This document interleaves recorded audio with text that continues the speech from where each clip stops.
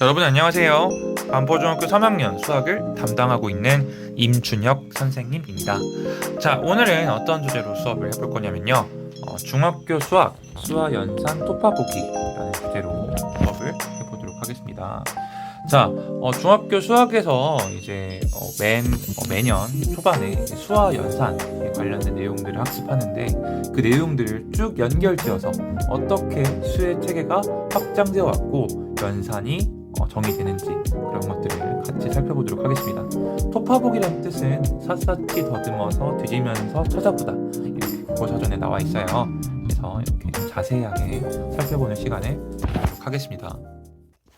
자, 여러분들 그 수업 시작하기 전에 도입 영상으로 자연수부터 실수까지 여러분들이 학습한 수의 확장을 노래로 잘 들어보고 왔죠. 자연수 다음엔 정수, 정수 다음에는 유리수, 유리수 다음에는 실수, 다음에 맨 마지막에 좀 느끼하게 이제 고등학교 가서는 허수라는 개념을 배울 거라는 것까지 알려주는 노래였습니다.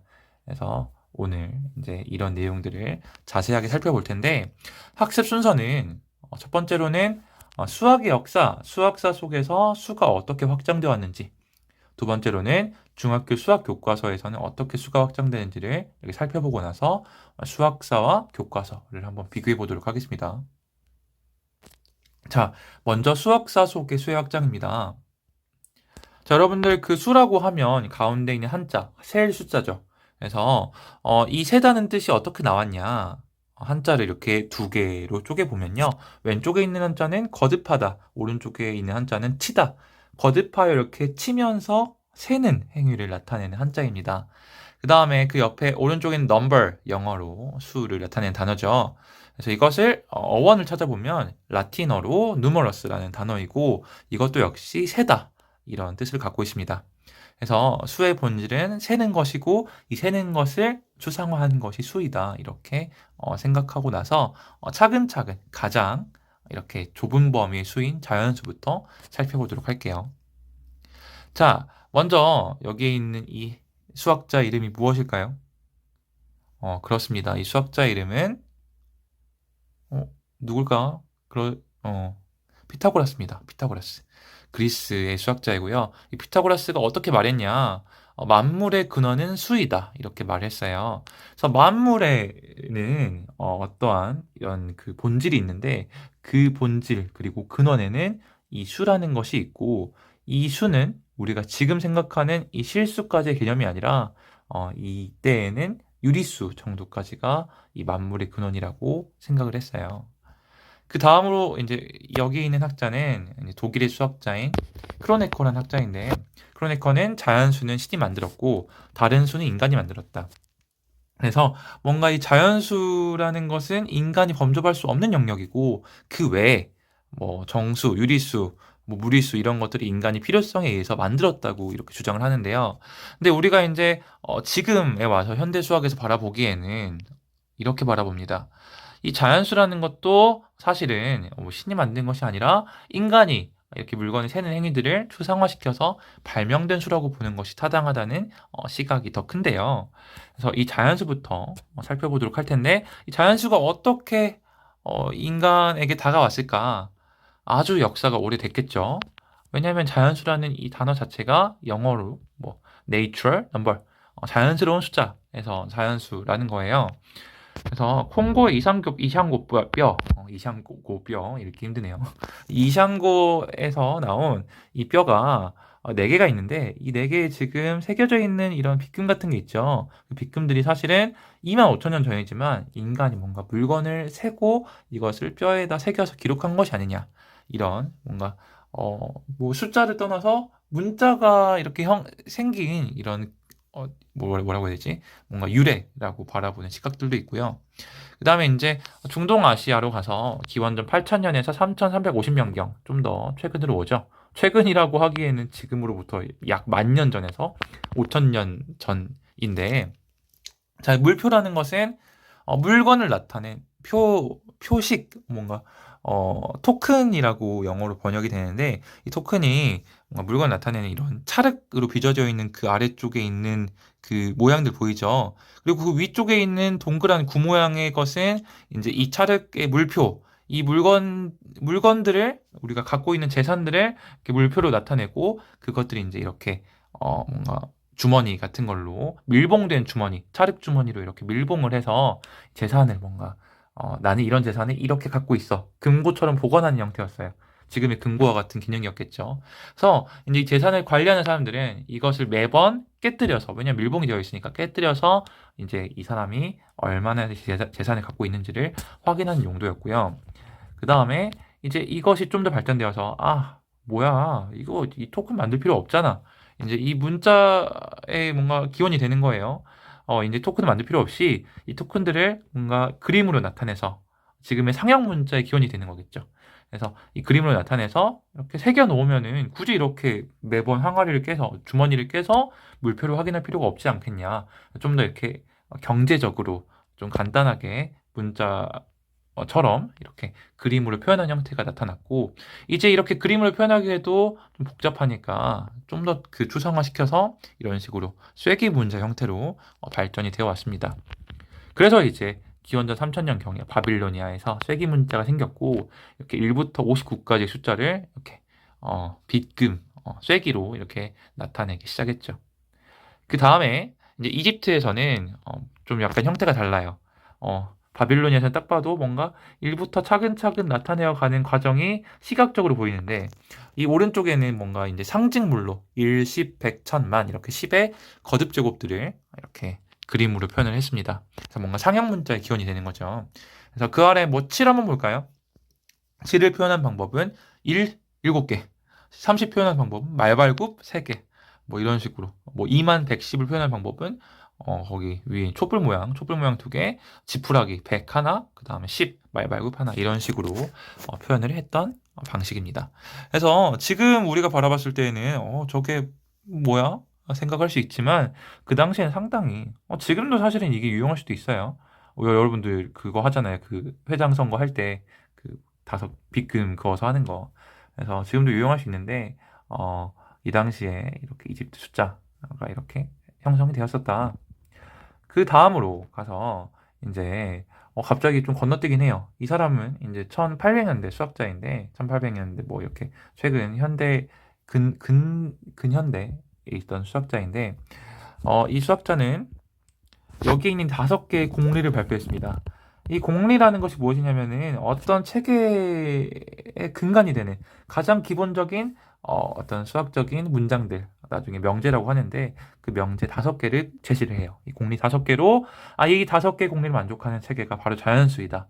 이렇게 우리가 아까 앞전까지 뭔가 자연수가 이렇게 뭐라고 해야 되지? 엄청 엄밀하게 정의가 되어 있지 않았던데 반해서 이제 피아노라는 사람이, 이탈리아 수학자 주세페 피아노가 1889년에 공리기를 발표해서 우리가 자연스럽게 받아들이고 있던 자연수의 성질을 아주 엄밀하게 수학적으로 형식화시킵니다. 그래서 이렇게 자연수가 발명이 되었고, 그 다음으로는 자연수를 분류했겠죠. 이 분류도 사실은 뭐 자연수가 생기면서부터 자연스럽게 이제 뭔가 논의가 되어 왔을 텐데, 이제 지금 바라보는 가장 타당하게 분류하는 방법은, 타당이라고 하면 좀 애매하죠.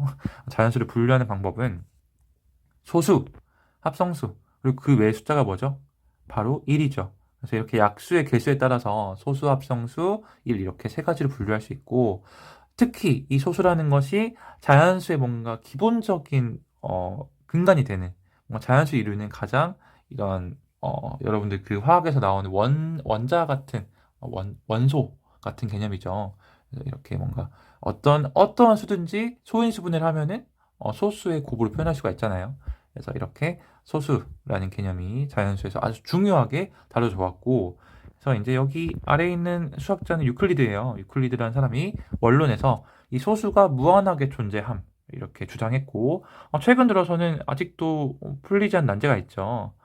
리만 제타 펑션의 리만 제타 함수에 대한 리만 가설, 이렇게 아직도 소수에 관한 이렇게 수수께끼로 남아 있습니다. 자, 이렇게 자연수 살펴봤고요.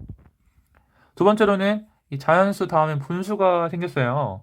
이제 우리가 중학교 때 뭐 음수라는 개념 배우고 나서 정수, 유리수를 배우는데, 사실은 음수라는 개념이 생기기 전부터 분수는 존재해 왔습니다. 그래서 이집트 시대에 아까 전에 했던 그것처럼 역시 이 분수도 그림으로 표현해요. 여기 지금 나와 있는 그림이 여러분들 아마 중학교 1학년 때 배웠으려나? 호루스의 눈이라고 해서 2분의 1, 4분의 1, 16분의 1 이렇게 지금 호루스라는 그 이집트 신의 눈을 이렇게 형상화한 것을 부분으로 쪼개서 이렇게 분수를 표현을 했고 그래서 여기 지금 뭐지? 그 분자가 1이란 말이에요. 그래서 이런 분수를 단위 분수라고 하는데 이집트 시대에는 뭔가 뭐 좀 복잡한 형태의 분수, 그러니까 분자가 1이 아닌 분수들도 다 단위 분수로 쪼개서 나타냈어요. 예를 들어서 여기 이제 지금 이렇게 뭐라고 하지? 두 개의 옛날에 뭐 빵이라고 할까요? 이 빵을 세 명이 나눠 먹어야 돼. 두 개를 세 명이 나눠 먹어야 돼요. 근데 이걸 어떻게 표현하냐? 지금은 2를 3으로 나누니까 3분의 2겠죠. 근데 이 당시에는 이걸 세 개로 쪼개기 위해서 굳이 이 각각의 빵을 아래에 있는 그림처럼 쪼개고 나서 이렇게 맨 아래에 있는 그림처럼 분배를 했단 말이에요. 그래서 2분의 1과 6분의 1을 더한 게 각각의 몫이구나. 여기 3분의 1을 이 두 개의 분수의 합으로 쪼개서 나타냈었습니다. 저기 분수가 출현했고 그 이후로도 분수의 표현이 계속 발전을 해왔겠죠. 자, 그 다음으로 이렇게 좀 수학에서 중요한 사건 0의 발견이에요. 자, 먼저 0을 그리스는 거부합니다. 그 아래쪽에 있는 학자는 여러분들 다 알고 있는 학자입니다. 아리스토텔레스예요. 이 아리스토텔레스는 종교적인 이유로 진공이 자연에 존재할 수가 없다. 실제로는 그 당시엔 그랬을 거 아니에요. 물론 우주에 나가면 진공 상태가 있겠지만 이제 이 당시에는 다 지구 위의 삶만 생각했기 때문에 진공이 자연에 없으므로 0은 없다. 없는 건 없다. 이렇게 주장을 했고 또한 이제 연산의 법칙을 깬다는 이유로 6 나누기 0 곱하기 0이 얼마인가요? 뭔가 이때에는 나눗셈하고 곱셈을 반대 연산으로 생각을 해서 나눴다가 곱하면 다시 원래 수가 돼야 된다고 생각을 했는데 자 여기 있는 이 수는 얼마가 되는 거지? 6 나누기? 그렇죠. 6 나누기 0 자체가 불가능해요. 그래서 이제 옛날에는 이 수가 6이 돼야 된다고 생각했는데 나눴다고 곱했으니까. 근데 이 수는 정의할 수 없는 연산이 되는 거예요. 그래서 뭔가 연산의 법칙을 깬다는 이유로 0의 발견을 거부했습니다. 하지만 인도는 이 0을 받아들여요. 왜냐하면 이 종교적인 이유가 또 있는데 힌두교, 인도의 대표적인 인도의 종교죠. 이 힌두교가 없는 것과 무한, 아주 무한 이 많은 것을 중시해서 이제 이 기원전 300년경에 브라마구프타라는 수학자가 0의 의미를 아주 정확하게 인지를 합니다. 자, 이 0의 의미를 세 가지로 말할 수가 있는데 첫 번째로는 아무것도 없는 상태. 1보다 작은 0. 이렇게 아무것도 없는 상태라고 나타낼 수도 있고 또는 두 번째로는 자리기호. 여러분은 10, 100, 1000, 만 이렇게 할 때 뭐 그 자리수를 나타내기 위해서 10에 1의 자리에 0이 있기 때문에 그 수가 10이 되는 거잖아요. 그래서 자리기호를 나타내는 기능. 마지막으로 연산 기능. 더했을 때 그 수를 그대로 보존하는 것, 곱했을 때 모든 수를 0으로 만드는 것. 이런 연산으로서의 기능. 이렇게 세 가지의 0의 의미를 인지한 아주 대단한 수학자이죠. 그래서 이렇게 그리스와 인도가 0을 받아들이는 방식의 차이가 있었다. 그 다음으로 음수가 출현합니다.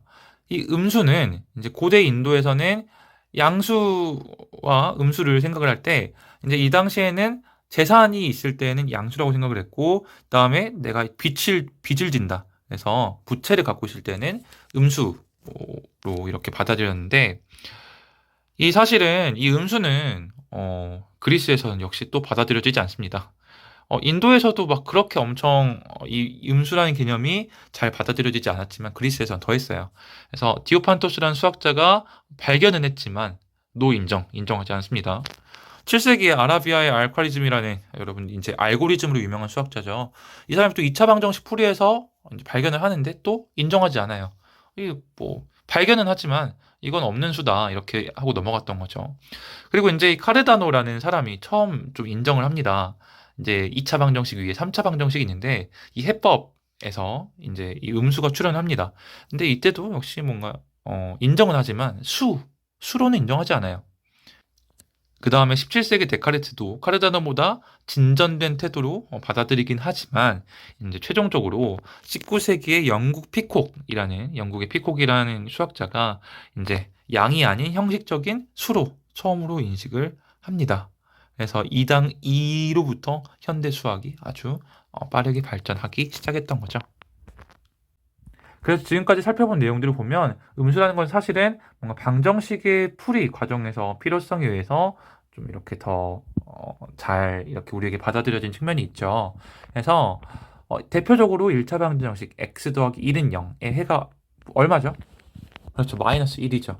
이러한 해를 우리가 이제 표현을 해주기 위해서 이 해가 존재한다는 걸 말하기 위해서 음수를 이렇게 인정하기 시작했습니다.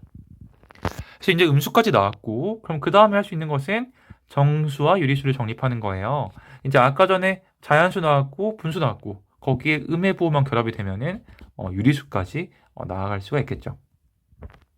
그래서 첫 번째로 자연수. 이제 이것은 양의 부호가 생략된 것으로 간주를 하고, 0, 그 다음에 0을 기준으로 작은 수인 음의 부호를 붙인 마이너스 1, 마이너스 2, 마이너스 3. 자연수에다 음의 부호를 붙였죠. 그래서 이 수들을 합쳐서 정수, 인티저라고 하고, 그 다음에 여기서 좀 더 나아가서 양의 부호가 붙은 분수 0, 음의 부호가 붙은 분수 합쳐서 유리수, 레이셔널 넘버라고 하죠.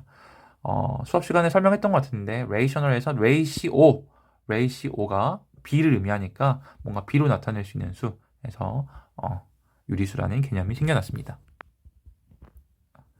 그래서 이제 이 정수와 유리수 체계를 살펴볼 때 이제 가장 작은 체계는 자연수였어요. 자연수의 0과 음의 정수, 마이너스 1, 마이너스 2, 마이너스 3 이런 것들이 첨가되어서 정수가 되었고, 그 다음에 이 정수들이 모두 사실은 어떤 자연수의 비에다가 부호를 붙인 것 또는 정수의 비로 나타낼 수 있잖아요. 뭐 1 같은 경우는 3분의 3, 2분의 2, 마이너스 1도 뭐 마이너스 1분의 1, 분모를 다 1로 만들면 돼요. 그래서 다 유리수에 포함된다고 할 수 있어서 마지막으로 유리수, 레이셔널 넘버 이렇게 자연수, 정수, 유리수까지 확장을 한 게 바로 중학교 1학년의 내용이었어요. 그 다음에 이제 중학교 2학년 때 준비 과정을 거치죠. 순환소수와 순환하지 않는 무한소수. 이렇게 해서 이제 순환하지 않는 무한소수가 그 당시에는 이제 어떠한 용어로 다뤄지지 않고 그런 수가 있다고만 다뤄지는데 중3에 와서 유리수가 아닌 수로 해서 무리수라는 개념이 새로 도입이 되죠. 그래서 그리스의 수학자 히파수스에 대한 내용은 여러분들 수업 시간에도 아마 들어봤을 거예요. 피타고라스 정리를 이용해서 빗변이 아닌 두 변의 길이가 1인 직각삼각형의 빗변의 길이가 정수의 b로 표현이 불가능하다. 다시 말해서 유리수가 아니다고 찾아내는데 피타고라스는 만물의 근원은 자연수에서 비롯되므로 모든 수는 자연수의 비로 표현할 수 있어야 된다. 이렇게 주장을 했고, 그래서 여러분 유명한 일화가 히파수스가 최초의 무리수 루트 2를 발견한 것으로 알려져 있으나 처형되었다고 전해지죠. 물에 빠져가지고. 그래서 루트 2 말고 또 다른 무리수들을 살펴보면 원주율 파이, 그 다음에 뭐 자연상수 2, 황금비에 나오는 phi 이러한 무리수들이 있습니다. 그래서 우리가 중3에서 유리수가 아닌 수라고도 배우지만 순환하지 않는 무한소수로 나타내어지는 수라고도 학습을 하죠. 그러면 이 무리수들이 과연 실제로 존재하는 수인가? 실제로 존재합니다. 근데 실제로 존재하는 수인가 의문을 가질 수 있는 게 소수점 아래 순환하지 않는 수들이 이렇게 쭉 이렇게 배열되는 것이 가능한가 생각해 봤을 때 우리가 뭐 예를 들어서 여기 지금 0으로부터 점 P, 점 5로부터 점 P까지의 거리가 루트 5죠. 확인할 수 있죠. 그래서 루트 5를 이렇게 컴퍼스로 그리면 수직선 위에 표현할 수 있다. 그래서 뭔가 수직선 위에 점에 대응될 수 있으면 그것은 실제하는 것이 아닐까? 이렇게 뭔가 생각을 해볼 수 있고, 그래서 사실은 우리가 이 모든 무리수들을 수직선 위에 점에 대응시킬 수 있다. 이것까지 학습했었습니다. 그래서 이 유리수와 무리수를 합쳐서 뭐라고 하죠?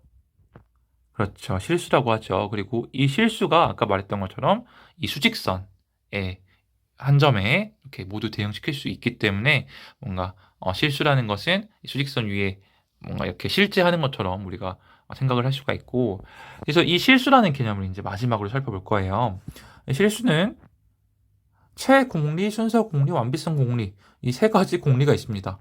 뭔 말인지 모를 텐데 사실 대학교 가서 배우는 거거든요.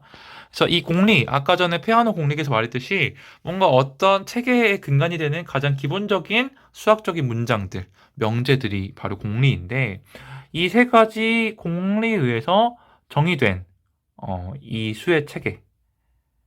그래서 이 세 공리를 만족하는 체, 이것이 유일하다는 것. 서로 동형. 이게 무슨 말이냐면은 이 세 가지 공리를 만족하는 수의 체계는 모두 서로 같은 구조를 갖고 있어요. 그래서 그런 구조가 유일하다. 그래서 이렇게 유일성을 보일 수가 있고 그 다음으로 이제 칸토어와 데데킨트 이런 두 명의 수학자가 코시 수열, 데데킨트 절단을 이용해서 유리수를 이용해서 실수를 구성할 수 있다. 이렇게 주장을 합니다. 실제로 그걸 보여냈고요. 그래서 이 실수라는 것은 유리수에 무리수를 첨가한 건데 이 무리수를 다 뭔가 유리수를 가지고 유리수를 이용해서 구성해낼 수 있다. 그래서 이 사실 실수라는 것이 유일하면서 존재하는 수의 체계다. 이렇게 현대 수학에서는 정의를 하고 있습니다.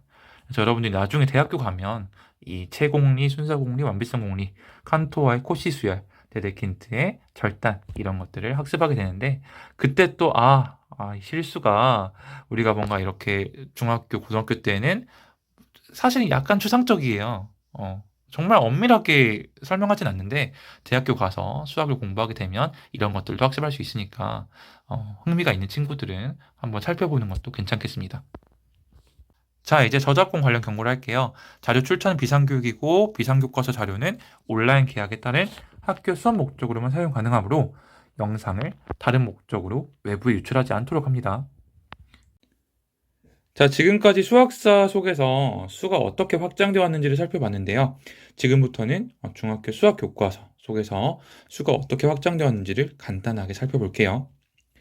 먼저 중학교 1학년 수학을 보면 초등학교 1학년 때 배웠던 자연수를 소수, 합성수, 일 이렇게 약수의 개수에 따라서 분류를 하고 소인수 분해라는 걸 이용해서 1보다 큰 모든 자연수들을 이렇게 소수의 곱으로 표현할 수 있다. 이것까지 학습을 했죠.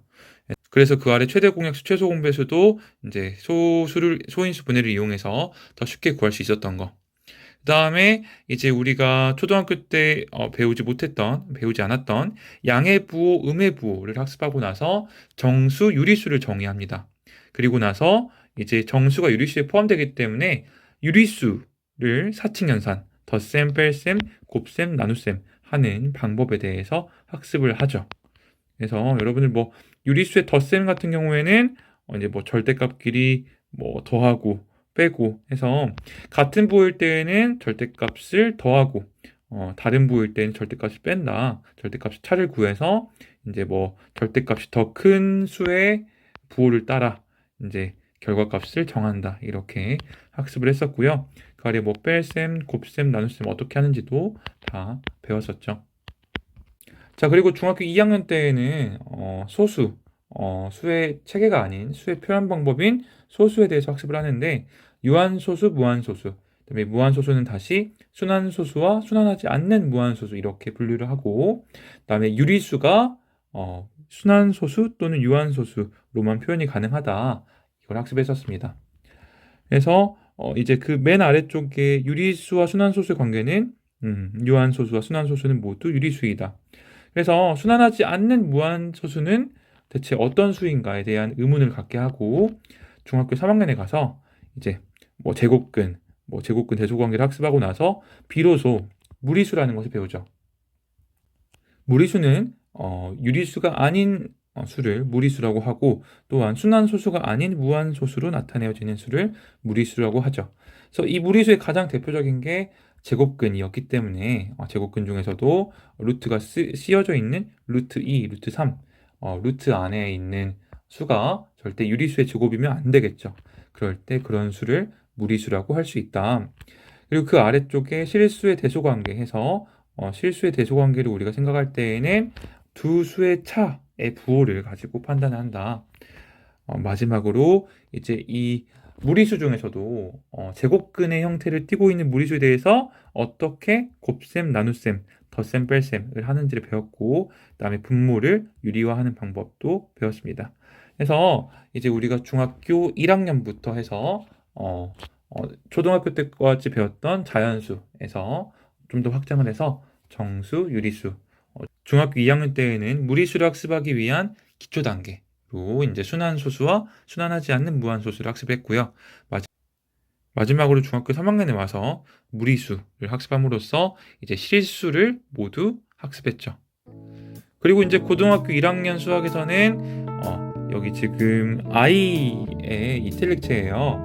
그래서 I라는 허수를 배우고 그다음에 이제 뭐 실수와 허수를 합쳐서 복소수라는 좀 더 넓은 수의 체계를 학습하게 됩니다. 그리고 사실 우리가 중학교 1학년 때 유리수를 배웠던 이유가 1차 방정식의 해의 존재성을 보장하기 위해서 아까 전에 뭐 x 더하기 1은 0 이런 1차 방정식의 해가 마이너스 1이다 를 말할 수 있기 위해서 이렇게 음수를 학습했는데 고등학교 때에는 2차 방정식의 해의 존재성을 보장하기 위해서 복소수의 개념을 학습하게 됩니다. 그래서 우리가 중학교 때 배웠던 내용들이 고등학교 수학을 학습하기 위해서 필요한 내용이다. 이런 걸 꼭 오늘 느끼고 수업을 마쳤으면 좋겠습니다. 자, 오늘 수업 여기까지고요. 수업 영상이 다소 길었을 텐데 잘 들어주어서 너무 고맙습니다. 자, 수업 듣느라 정말 수고 많이 했고요.